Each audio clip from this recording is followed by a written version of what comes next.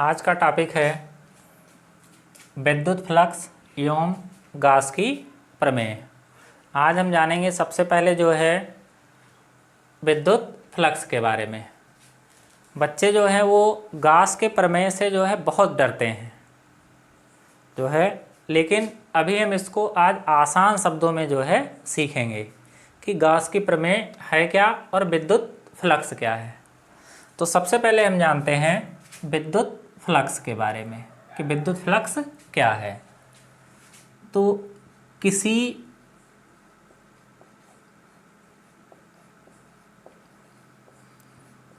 सतह से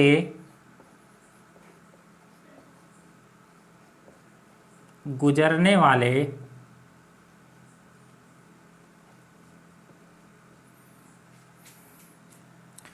वैद्युत बल रेखाओं की माप। विद्युत फ्लक्स का मतलब क्या है? किसी सतह से गुजरने वाली वैद्युत बल रेखाओं की माप को उस सतह से बद्ध विद्युत फ्लक्स कहते हैं। तो ये इसकी परिभाषा है। अगर हम देखें विद्युत फ्लक्स जो है क्या होगा, तो विद्युत फ्लक्स क्या होगा बच्चों? किसी सतह से गुजरने वाले विद्युत बल रेखाओं की माप को उस सतह से बद्ध विद्युत फ्लक्स कहते हैं। अगर यहाँ हम समझें कि यदि जो है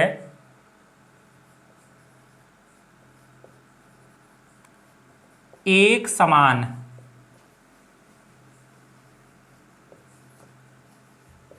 वैद्युत क्षेत्र E तथा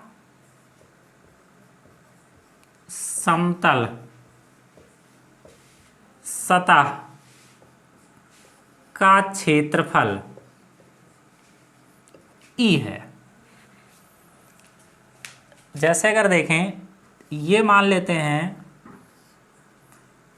एक समान वैद्युत क्षेत्र है E। ये जो है एक समान वैद्युत क्षेत्र E है। और यहाँ अगर हम देखें कोई सरफेस जो है, कोई सतह जो है वो इस प्रकार से अगर रखी हुई है, तो एक समान वैद्युत क्षेत्र E से जो है अगर हम सतह को देखें तो सबसे पहले यहाँ हमको एक बात का ध्यान रखना है कि किसी भी सतह का जो है हम क्षेत्रफल सदिश कैसे देखते हैं। तो क्षेत्रफल सदिश जो होता है किसी भी सतह का, वो हमेशा जो है सतह के लंबवत होता है।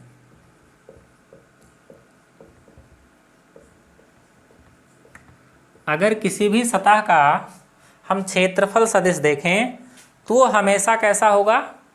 सतह के लंबवत। इसका मतलब क्या है? अगर हम सरफेस को देखें, जैसे मान लेते हैं कोई भी सतह इस प्रकार से, तो इसका जो क्षेत्रफल सदिश होगा हमेशा, जब भी अगर हम अपनी हथेली को एक सरफेस माने, तो इसका जो क्षेत्रफल सदिश होगा हमेशा जो सतह है इसके लंबवत होगा। ये होगा इसका जो है क्षेत्रफल सदिश। अगर यहाँ पर हम देखें तो इसका क्षेत्रफल सदिश कैसे होगा? अगर यहाँ पर हम देखें तो इसका जो क्षेत्रफल सदिश होगा वो कैसे होगा? अगर सरफेस हमारी इस प्रकार से है, थोड़ा जो है अगर तिरछी रखी हुई है, तो क्षेत्रफल सदिश मतलब इसका लंबवत। तो इसका लंबवत अगर देखें तो ये क्षेत्रफल सदिश जो होगा वो उसका ये होगा। तो अगर यहाँ पर हम देखें, ऐसे ही यहाँ पर अगर देखें तो इस सरफेस का अगर हम क्षेत्रफल सदिश देखें तो ये सतह चूंकि अगर सीधे होती तो क्षेत्रफल सदिश क्या होता है? इसके लंबवत, मतलब ई की दिशा में होता। लेकिन यहाँ पर अगर हम ध्यान से देखें तो ये क्या है, जो सतह है वो थोड़ा सा तिरछी है। तो थोड़ा सा अगर ये तिरछी है सतह, तो इसका जो क्षेत्रफल सदिश होगा वो क्या होगा, वो सतह के जो है लंबवत होगा। तो ये हो गया इसका क्षेत्रफल सदिश। और मान लो ये क्षेत्रफल सदिश जो है वो थीटा कोण बना रहा है। तो यदि एक समान वैद्युत क्षेत्र E तथा समतल सतह का क्षेत्रफल कितना है, A है, तो इससे गुजरने वाला, मतलब इस सतह से गुजरने वाला जो वैद्युत फ्लक्स होगा वो फाई E बराबर होगा EA cos थीटा। बहुत महत्वपूर्ण सूत्र है, इसको हमको याद रखना है। तो यदि एक समान वैद्युत क्षेत्र E तथा समतल सतह का क्षेत्रफल कितना है, अगर समतल सतह का क्षेत्रफल A है, तो सबसे पहले इसका हम अगर क्षेत्रफल सदिश देखेंगे तो क्षेत्रफल सदिश कैसे होगा, तो क्षेत्रफल सदिश जो होगा वो क्या होता है, हमेशा सतह के कैसे होता है, लंबवत होता है। तो अब यहाँ पर अगर सतह देखें तो सरफेस जैसे है, सतह जैसे भी होगी, क्षेत्रफल सदिश जो होगा वो हमेशा इसके कैसे होगा, लंबवत होगा। अब जैसे यहाँ पर तो फाई E बराबर कितना आ गया, EA cos थीटा। अब अगर हमारी सतह, यदि जो है हमारी सतह अनियमित है,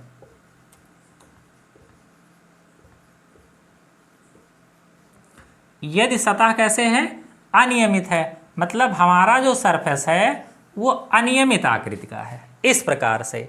तो अगर यहाँ पर हम देखें तो क्षेत्रफल सदिश इसका जो है, तो अब यहाँ पर हम एक इसका सबसे पहले क्या करेंगे, एक छोटा सा भाग लेंगे, इसका अल्पांश भाग। और ये जब अल्पांश भाग लेंगे, अनियमित सतह के लिए बात कर रहे हैं, अनियमित सतह के लिए अगर हम देखेंगे तो हमेशा सबसे पहले हम क्या करेंगे कि उसमें हम एक उस सतह का एक थोड़ा सा भाग लेंगे। तो थोड़ा सा भाग लेंगे तो ये मान लेते हैं वैद्युत क्षेत्र E है। तो इसका अगर हम क्षेत्रफल सदिश देखें तो सतह, अब देखिए सरफेस इस प्रकार से है ना, कुछ अगर हम अपने हथेली के अनुसार देखें तो ये सरफेस इस प्रकार से कुछ है, तो इसका जो क्षेत्रफल सदिश होगा वो कैसे होगा, वो सतह के होगा लंबवत। तो इसका क्षेत्रफल सदिश ये मान लेते हैं, इसका जो अल्पांश भाग है वो कितना है, DA। तो ये हो गया DA वेक्टर। और ये जो इसके बीच का जो कोण बन रहा है वो कितना है, थीटा है।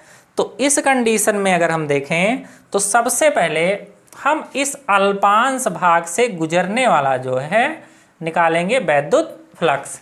तो लिखेंगे अनियमित सतह के लिए अल्पांश भाग DA से गुजरने वाला वैद्युत फ्लक्स। तो अगर अल्पांश भाग से गुजरने वाला वैद्युत फ्लक्स देखेंगे तो वो वैद्युत फ्लक्स भी क्या होगा, अल्पांश होगा। तो डी फाई ई बराबर कितना होगा, तो ये डी फाई ई बराबर होगा vector E dot D A, अर्थात इसको लिख सकते हैं E D A cos theta, क्योंकि वेक्टर में हम पहले से पढ़ चुके हैं कि vector A dot vector B बराबर कितना होता है, ए बी कास थीटा। तो इसलिए यहाँ पर वेक्टर ई डॉट डी ए बराबर ई डी ए कास थीटा। अब ये तो हो गया किसके लिए, अल्पांश भाग के लिए। अब अगर संपूर्ण भाग से देखें तो संपूर्ण भाग से गुजरने वाला वैद्युत फ्लक्स, तो जैसे ही संपूर्ण का जिक्र होगा तो इससे गुजरने वाला जो वैद्युत फ्लक्स होगा, जैसे किसी भी प्रश्न में जब हमको संपूर्ण मिल जाएगा तो संपूर्ण का मतलब क्या होता है, समाकलन। तुरंत हमको क्या करना है, जो हमने अल्पांश निकाला था उसका जो है हमको क्या करना है, समाकलन करना है। तो अल्पांश वाले का हम क्या करेंगे, समाकलन करेंगे। तो अल्पांश जो है वो कितना है, डी फाई ई। तो फाई ई बराबर कितना हो गया, ये integration of D phi E. अब अगर यहां देखें तो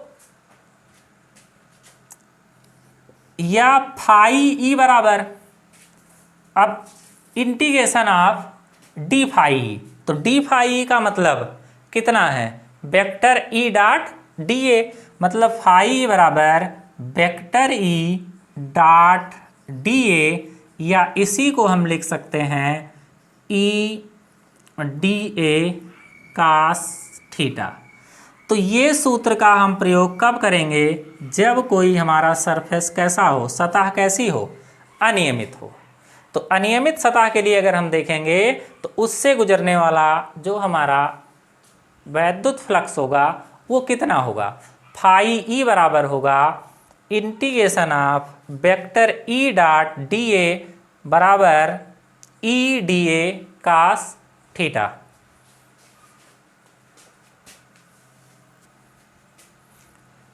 अब देखिए इस टॉपिक को जो है आप नोट कर लीजिए, या फिर जो है अगर स्क्रीनशॉट लेना है तो स्क्रीनशॉट जो है ले लीजिए। अब इसके बाद जो है हम पढ़ेंगे इसके जो है मात्रक तथा बीमा के बारे में।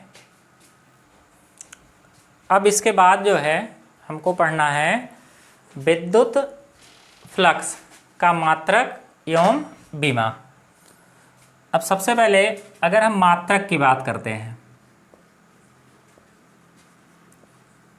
चूंकि फाई ई बराबर कितना है, ई डी ए कास थीटा। तो अब यहां अगर फाई ई का मात्रक लिखें, फाई ई का मात्रक बराबर ई का मात्रक और गुणे डी ए का मात्रक। अब जो ई का मात्रक, ई क्या है, वैद्युत क्षेत्र की तीव्रता, और वैद्युत क्षेत्र की तीव्रता को अगर देखें तो ई बराबर क्या होता है, एफ अपान क्यू नॉट। तो अब एफ क्या है, बल, बल का मात्रक क्या है, न्यूटन, और बटे आवेश का मात्रक क्या है, कूलाम। तो अब यहां अगर देखें तो ई का जो मात्रक हो गया वो कितना हो गया, न्यूटन प्रति कूलाम, और इनटू डी ए क्या है, ये है क्षेत्रफल। तो अगर क्षेत्रफल के लिए देखें तो क्षेत्रफल का जो मात्रक होता है वो क्या होता है, मीटर स्क्वायर, अर्थात जो फाई का मात्रक होगा वो होगा न्यूटन मीटर स्क्वायर और प्रति जो है कूलाम। तो ये हो गया इसका मात्रक। अब अगर हम बीमा की बात करें तो अगर हम बीमा को निकालें तो फाई बराबर, तो ई की बीमा और इनटू ए की बीमा। तो ई की बीमा, अगर ई की बीमा की बात करें तो चूंकि ई बराबर क्या होता है, एफ अपान क्यू नॉट। तो अगर हम एफ की बीमा लिखें तो एफ की बीमा जो होगी वो होगी M L T minus two. जो बल की बीमा कितनी होती है, M L T minus two, और क्यू आवेश, आवेश की जो बीमा होगी वो कितनी होगी, ए टी होगी। तो अब जो है इसकी जो बीमा हो जाएगी वो M L T minus three A minus one, M L T की पावर माइनस टू, ये ऊपर चला जाएगा अगर तो टी की पावर कितना हो जाएगा, माइनस थ्री, और ये ऊपर जाएगा तो ए की पावर माइनस वन, अर्थात ए इनवर्स। अब अगर यहाँ देखें तो यही मान अगर ई का हम रखें तो यहाँ पर कितना होगा, M L T minus three A minus one. ये जो है किसकी बीमा हो गई, ई की बीमा हो गई ये। और इसके बाद फिर हम देखें तो ए की बीमा क्या होगी, अब ए की विमा, ये ए क्या है? क्षेत्रफल। क्षेत्रफल का मतलब एल स्क्वायर। अब अगर इसको हम सॉल्व करेंगे तो ये हो जाएगा ML3 T-3 A-1। ये हो जाएगी जो है किसकी विमा? विद्युत फ्लक्स का ये है मात्रक और ये है इसकी विमा। अब इसमें अगर हम कुछ विशेष कंडीशन देखें, कुछ विशेष स्थितियों का अगर हम जिक्र करें, तो अब इसके लिए कुछ जो विशेष स्थितियां होंगी वो अगर हम देखें, तो अगर हम केस नंबर फर्स्ट देखें, तो केस नंबर फर्स्ट में अगर देखें, जैसे यहां ये है हमारी वैद्युत क्षेत्र E और ये मान लेते हैं हमारा है सरफेस, सतह। तो अब यहां पर अगर देखें तो इसका जो क्षेत्रफल सदिश होगा वो क्या होगा? सतह के लंबवत, मतलब वेक्टर EA है और इसका जो DA होगा वो इसी की दिशा में दिष्ट होगा। अर्थात इससे अगर गुजरने वाला हम फ्लक्स निकालें तो फाई E कितना होगा? वेक्टर E डॉट DA, अर्थात ये हो जाएगा EDA cos थीटा। तो अब यहां अगर हम थीटा का मान देखें तो चूंकि E और DA एक दूसरे के क्या हैं? समांतर हैं। तो जब एक दूसरे के समांतर हैं तो यहां पर जो कोण बनेगा वो थीटा बराबर कितना होगा? थीटा बराबर होगा कितना? 0 अंश। तो जब थीटा बराबर हम 0 रखेंगे तो फाई E बराबर कितना आएगा? EDA cos 0, अर्थात अगर cos 0 की वैल्यू हम रखेंगे तो cos 0 की वैल्यू कितनी होगी? 1। तो फाई E बराबर कितना आएगा? EDA, अर्थात इस कंडीशन में जो फाई E होगा वो कैसा होगा? वो मैक्सिमम होगा। मतलब अगर फाई E जो है अधिकतम कब होगा? जब E और DA एक ही दिशा में दिष्ट हों, तो फाई E कैसे होगा? मैक्सिमम होगा। अब अगर हम केस नंबर 2 की बात करें, तो केस नंबर अगर 2 की बात करें हम, तो इस समय अगर ये मान लेते हैं हमारा जो वैद्युत क्षेत्र है वो इस प्रकार से है, और अगर हम देखें हमारा जो सरफेस है, सतह है हमारी, वो इस प्रकार से है। तो सतह हमारी देखें अगर इस प्रकार से है, तो सतह अगर ये इस प्रकार से होगी तो अब यहाँ का जो क्षेत्रफल सदिश होगा वो कैसे होगा? हमेशा सतह के लंबवत होगा। तो अब इसका जो क्षेत्रफल सदिश है वो कैसा होगा? सतह के लंबवत। तो ये E है और ये क्या है?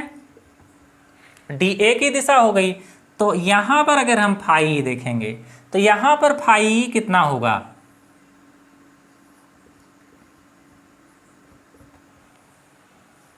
तो यहाँ पर अगर हम देखें तो यहाँ पर जो है फाई E कितना होगा? तो इस कंडीशन में अगर हम देखें तो EDA cos थीटा, और यहाँ पर थीटा बराबर कितना है? थीटा क्या है? E और DA के बीच का कोण। तो E और DA एक दूसरे के कैसे हैं? लंबवत हैं। तब जब लंबवत होगा तब इस दशा में फाई E बराबर क्या निकल कर आएगा? तो EDA cos 90, और cos 90 का मान अगर रखेंगे तो फाई E बराबर कितना होगा? 0। अर्थात यहाँ पर अगर देखें तो इस कंडीशन में हमारा जो फ्लक्स होगा वो क्या होगा? न्यूनतम होगा।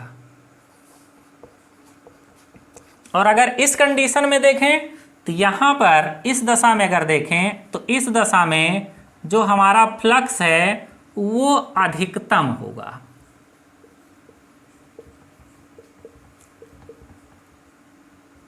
इस दशा में अगर देखें तो हमारा जो फ्लक्स है वो कैसा होगा? अधिकतम होगा। अब अगर केस नंबर 3 की बात करें हम, तो जो प्लस आवेश है अगर इसके कारण हम फ्लक्स देखेंगे तो इससे जो भी फ्लक्स निर्गत होंगे इस प्रकार से, और माइनस के कारण जो फ्लक्स होंगे, क्योंकि फ्लक्स मतलब क्या होता है, बल रेखाओं की संख्या, तो जो बल रेखाएं होंगी वो इसकी तरफ दृष्टि होंगी।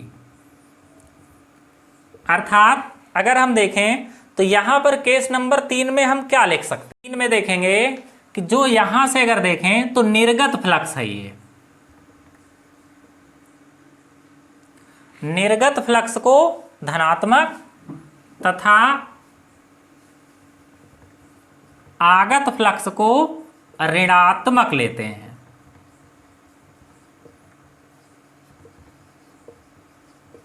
तो ये है हमारा केस नंबर 3।